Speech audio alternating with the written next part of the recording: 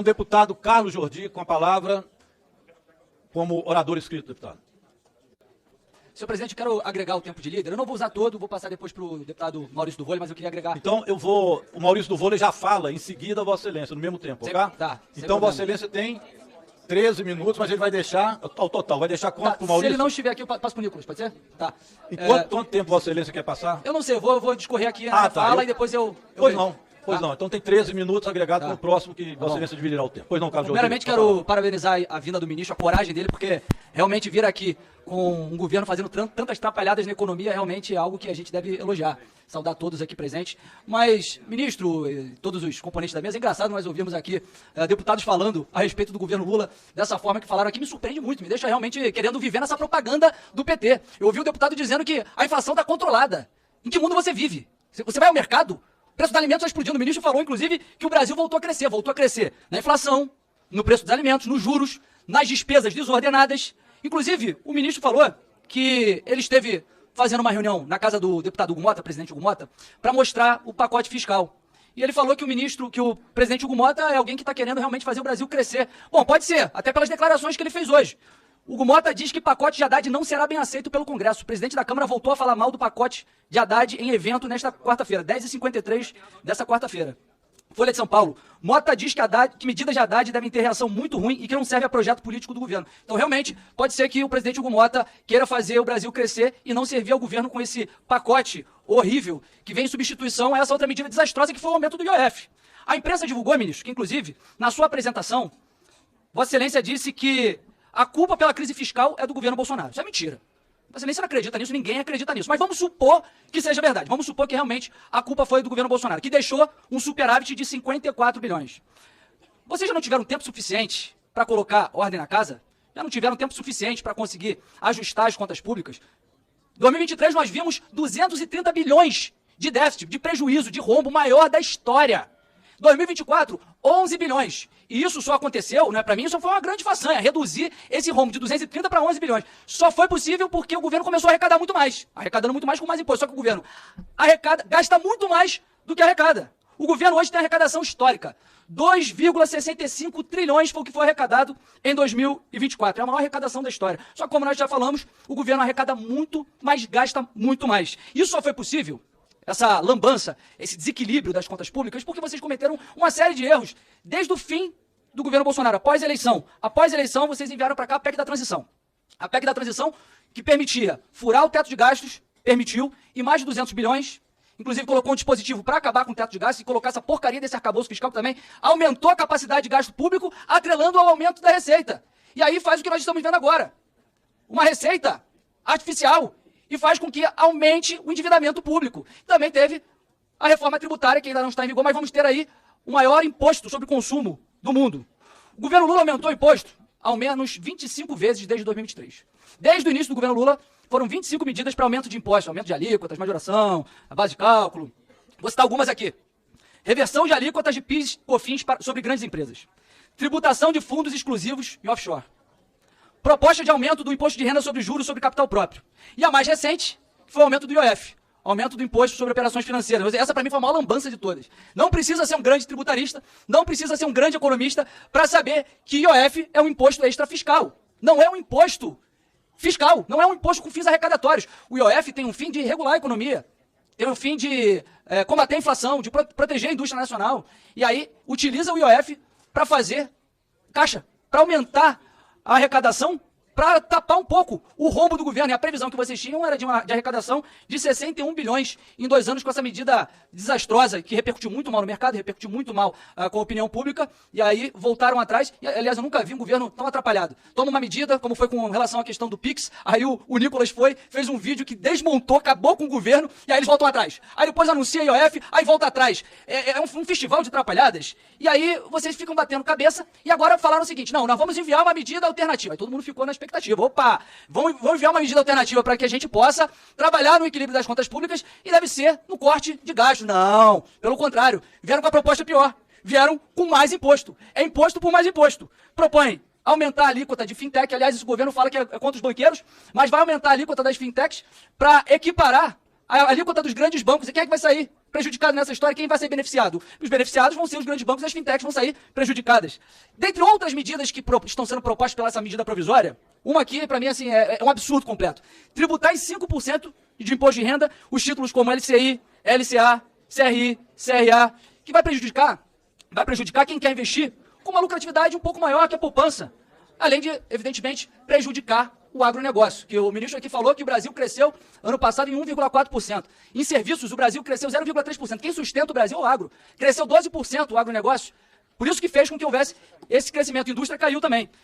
Inclusive, com relação a esse novo pacote de ajuste fiscal que Vossa Excelência vai enviar para a Câmara e que, inclusive, o presidente Hugo Mota já disse que é um desastre, eu queria saber qual é a estimativa de arrecadação da Receita com essas medidas, já que com o IOF, que não serve para arrecadar, a previsão de vocês era 61 bilhões. Mas finalizando, ministro, eu já vou passar aqui para o deputado Nicolas, vocês tentam responsabilizar todos, tentam responsabilizar o governo Bolsonaro pelo desastre econômico que vocês vêm cometendo, juro alto, inflação, desequilíbrio nas contas públicas, mas a culpa é de vocês, que tentam a todo momento equilibrar a conta pública pelo lado da Receita. Onde já se viu isso? Tem que equilibrar pela despesa. Não pensa em fazer corte de gastos.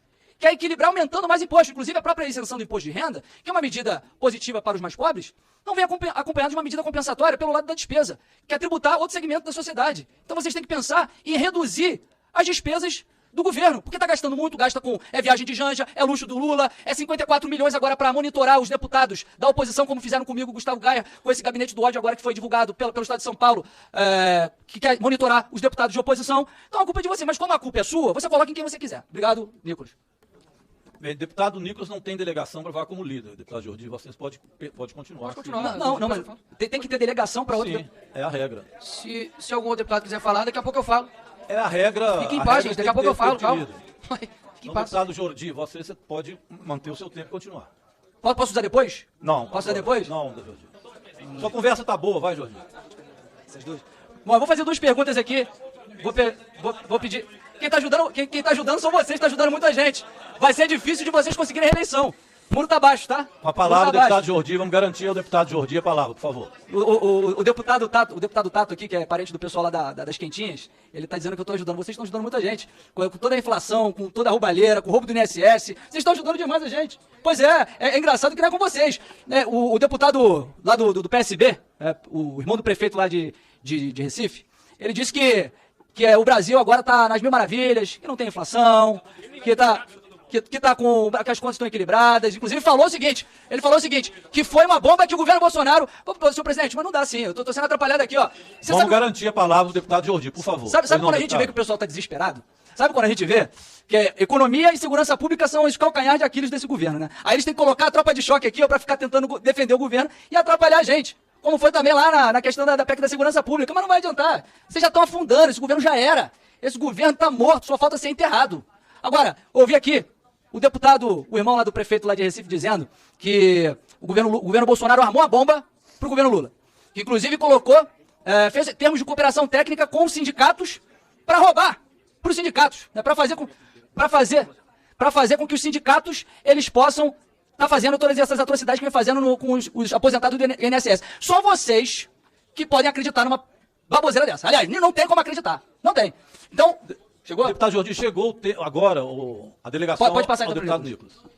Então eu passo ao deputado Nicolas, tem 1 minuto e 44 segundos. E aí acumula com o meu tempo, por gentileza, senhor presidente. Não, o seu tempo é só quando você meu estiver tempo eu falo- inscrito. Mas eu estou adicionando meu tempo. Não, agora não pode. Você quiser. Não, mas quando a pessoa vai falar, senhor presidente, ela fala com o tempo dela adicionado ao tempo de Quando liderança. Foi isso que ele você fez. estiver inscrito, Cara, são aí três você minutos. pode. Gente, são três Presidente, minutos. deixa ele falar com o Gente, tempo são acumulado. três Não, Não, eu minutos não só. posso resolve quebrar o a regra. problema. Eu não posso Deixa ele quebrar a falar regra. com o Então, tempo, quando o deixa. deputado chegar no tempo dele, ele poderia acumular de líder. Agora vocês têm 1 minuto Não, e gente, são 3 44. minutos. Nossa. Não posso abrir as sessões, porque Não, não são depois... eu tenho que abrir exceções, senhor pra todos. presidente. É porque o tempo Eu dele... vou abrir a sessão, então, ao deputado, Presidente, para que ele deixa ele possa, falar. então, Vai ser, falar os 3 vai minutos, ser. embora fosse uma exceção. Mas Pode. então fica aberto tempo de 4 minutos e 44. Obrigado, senhor deputado. presidente. Assim, eu gostaria de estar no mesmo clima, né, que vocês, de risadas e, enfim, parece que o Brasil realmente virou uma grande piada, né, porque parece que está tudo bem, parece que o senhor é ministro da Suíça, parece que, de fato, vocês pintam um Brasil que não existe. Só que quem sofre lá na ponta não consegue dar essa risada.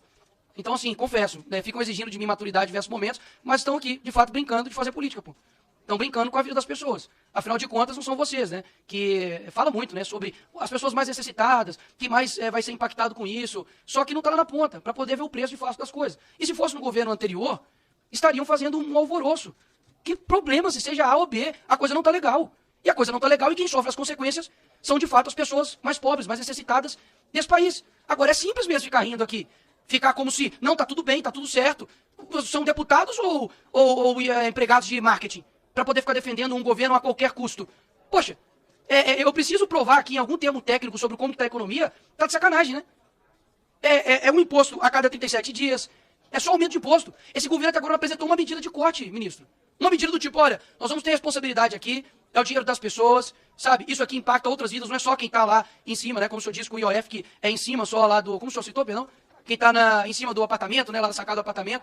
Ou seja, não é isso. São pessoas comuns que estão sendo, de fato, destruídas por conta de um governo que não tem nenhum tipo de responsabilidade fiscal.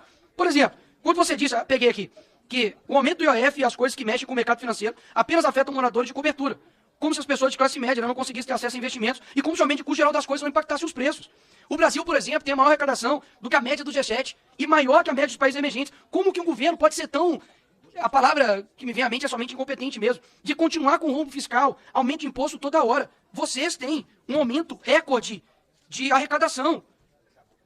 Falou-se do governo anterior, não vou nem citar aqui para poder falar como se estivesse polarizando, mas o governo anterior, você sabe muito bem o nome de quem é, deixou um superávit de 54 bilhões, ok? 54 bilhões. No primeiro ano de 2023, foram um déficit de 230 bi. O que aconteceu? É culpa de quem? É culpa do governo anterior? É sempre deles. Então, de 24 ou 26 anos de governo que nós temos desde 2002, né? 18 vocês governaram. A culpa de tudo é só do Bolsonaro. Poxa, tá de sacanagem, né? Não tem nenhuma responsabilidade suas. Porque, eu confesso, existem erros em qualquer instituição, porque todo ser imperfeito não vai conseguir criar uma instituição perfeita. Agora, vocês querem sempre botaram-se aqui a culpa do INSS só no governo anterior. Engraçado, né? Aconteceu os problemas desde 2006, no 2013, 2006, os relatórios. Quem era o presidente em 2013? Era PT, pô. 2013, PT. Aí eu te pergunto, então lá aconteceu, no Temer é culpa do Temer. Acontece na época do Bolsonaro, é culpa do Bolsonaro. Acontece no governo Lula, é culpa do Bolsonaro? Isso não faz sentido lógico. O que eu peço, senhor ministro, de fato, todo ministro que vem do Lula aqui, enfim, é a mesma coisa. Você pinta um Brasil, de fato, inexistente.